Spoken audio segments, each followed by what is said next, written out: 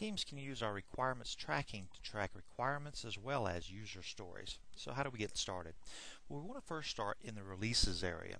If you don't have any releases defined yet, it's a really good idea to tie your requirements back to a specific release. To get started with this, go to the Releases tab. Notice that I have several different product lines here. I have an Orders add-in, I have an Orders application, and an Orders plugin. How I created these particular folders was I went to the Releases area and I pressed on the Add button. Then I can create a folder name.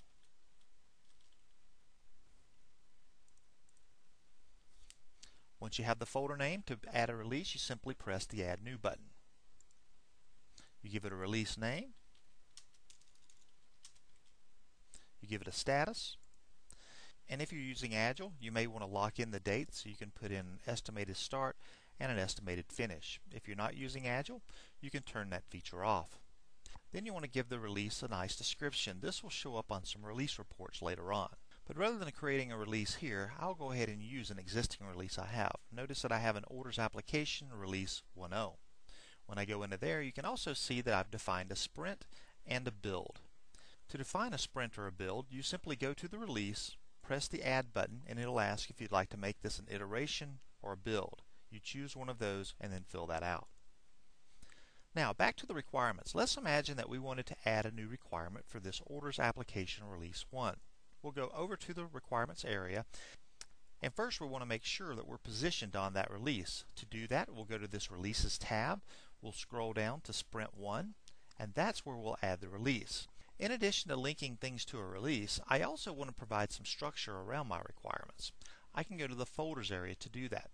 When I click on the Folders area, it'll show me all of the requirements, but I've also created subfolders underneath the Orders application so that I can better organize these. Let's imagine we had a new requirement to add printing to Word. Since that's a reporting function, I would go down to my Reporting Hive and then I would press Add New. Once here, I can fill out the requirement.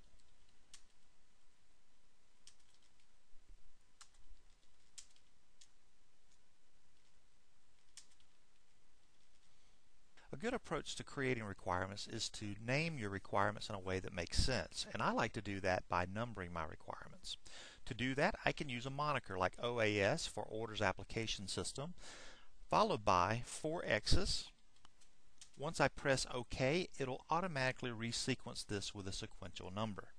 Next, I'll choose a status. Let's imagine that this one is now awaiting estimate. I can also prioritize it. I can put some story points on it. I can group this as a requirement. This is a good way to choose whether this is a requirement or a true change request. I can also describe this requirement. This mask was entered in our screen layouts portion of the setup area. So in this case, we're describing this requirement in a user story format. So I'll just finish this up.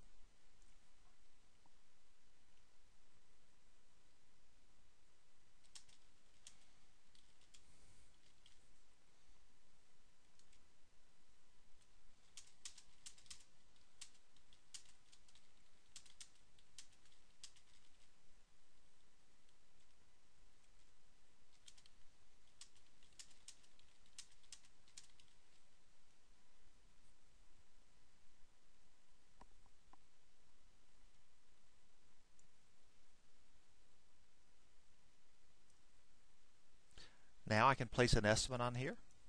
Notice that it's automatically linking this back to the release because I chose that release in the Releases tab and it set us on that release. If I happen to have a file attachment, I can also browse my hard drive for that attachment.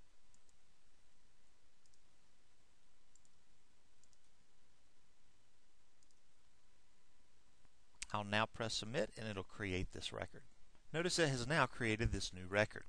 You may have noticed when I was in add mode that there was an autofill from recent entry. For example, let's imagine that we also wanted to clone this one and create one for Microsoft Excel.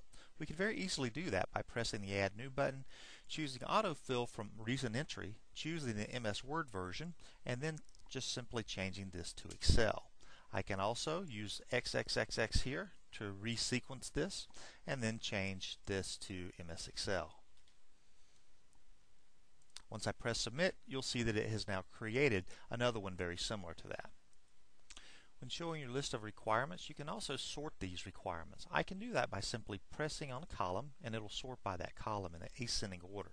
If I press it again, it'll sort it in descending order. If I would like a more sophisticated sort, I can choose Actions and then Sort Grid, and I can choose from several different sorting criteria. I can also set the fields of information that's shown on this screen. For example, I have a lot of information shown here, and I may not want that much information. I can click Choose Fields and choose the fields that I wish to show. I can also resequence them. Notice that I can also print this requirement from here by pressing the printer-friendly screen. I can also email this requirement to someone.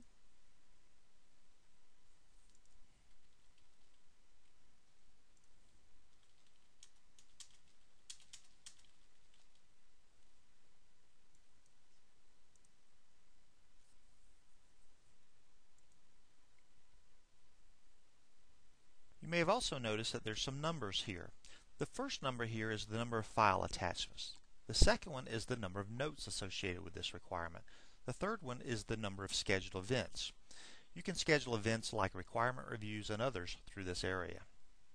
Let's go into the attachments area. If you remember when we first uploaded this requirement, we attached a functional spec to it. But let's say we've made some changes to that functional spec and we would like to replace this file.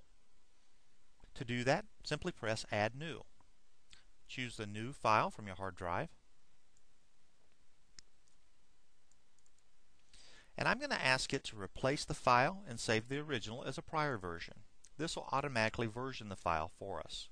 Now we can see the newest version as well as the older version. Similarly, we can also see any notes associated with this particular requirement. We can also see any notes associated with this requirement. Here you can see that we emailed this requirement to someone earlier by pressing the email button. If you go into the requirement and you change the status, maybe we change this one over to awaiting approval, any changes that you'll make are shown in history. If I go back into that requirement and press the history button, you'll see that we've made that change from awaiting estimate to awaiting approval. Another built-in feature is the ability to request status from someone. Notice that we have this assignment column. I'm going to move that over here. This is assigned to Barry, and I'd like to get a status from Barry. To do that, I can hover over the icon next to Barry's name and press Request Status of this item. This will automatically fill in Barry's email address. It'll also format an email that asks Barry for status. Once I press Submit, it then will send this email to Barry asking him for status. When Barry receives that email, he can reply. That reply will come back to me, the requester. It'll also log that information as a note inside of the software. So now you'll see that we have two notes. We have the request, and as soon as Barry responds, it'll log that as a note in here as well. Now you might have noticed that we had a number of different statuses here. We had awaiting approval, approved, all these different statuses. These statuses are fully configurable by you. You might have also noticed when we were in new mode that we only had the option for awaiting estimate and closed, rejected, as well as on hold. Those are all workflow rules. Those workflow rules can be set up here in the choice list. You'll notice when we get to the choice list screen, you can change your list of valid statuses. You can also go into the workflow and state transitions area and choose how one state can transition to the other. In this example, we have a new requirement, and it can only transition to awaiting estimate, closed, rejected, or on hold. We can also auto-assign this requirement when it's in a new state if we wish to do that. Finally, we could also select the fields for this transition. For example, when we have a new requirement, it could be that we want many of the fields to be left unfilled, so we can then hide those fields very easily. For any field, you can choose whether it's optional, required, locked, or hidden. You can also query on your requirements. For example, if I have 15 requirements and I want to filter on these for some specific reason, you can do a quick search or you can build a filter. Filters can be reused by yourself or by others on your team. Please watch our search and sorting movie for more details on that. You can also define what fields you see on this screen, and you can create custom fields. That can be done over here in the custom fields area. If you want to rearrange the fields on the screen, you can also do that through our screen layouts area of the setup and administration. If you have this requirement and you'd like to create a defect from the requirement, you can press Add Linked Item and then choose to add a defect or any of these other items. You can also link requirements to other artifacts. If I scroll to the bottom of the page, you'll see a Linked Items area. This requirement is linked to an epic, a release, as well as a test. You can link it to one or more items. If you'd like to edit more than one requirement at a time, press the Fast Edit button. From here, you can update multiple items, update phrases, clone items, delete items, move items from one project to the other, copy items from one project to the other, or you can move items from one folder to the other. We hope you enjoy the requirements area. If you ever want to view the traceability and determine what things are linked to your specific requirements, you can click on the traceability area. It'll show you all of those linkages here. I can easily see that these two new requirements we created are not linked to any test cases, they're only linked to a release. Another area that you might be interested in is the dashboarding of requirements. If you press the dashboard, you'll see that you can pull your requirements by different attributes. In this example, I'm going to pull all of my requirements for my first sprint. It shows me how many requirements are approved, how many are awaiting approval, etc. If I want to get the details, I can press on the graph and the details appear. If I want to drill further, I can also drill into an individual requirement by pressing on the ID. In addition to all of these dashboards, there are a number of reports that will help you analyze your requirements. When you go to the Reports area, expand the Requirement Reports section. Let's imagine that we want to run a requirements by assignee, project, and status. We'll click on that. From here, we can choose to run this for all projects or the current project. We can also see all statuses or just open statuses. We can see all releases or just the active releases. Let's press Run. When this information is displayed, it'll show you all of your requirements by assignee. It'll also aggregate that across the project or projects you selected. If you continue to page, you'll also see the details of each one of these requirements.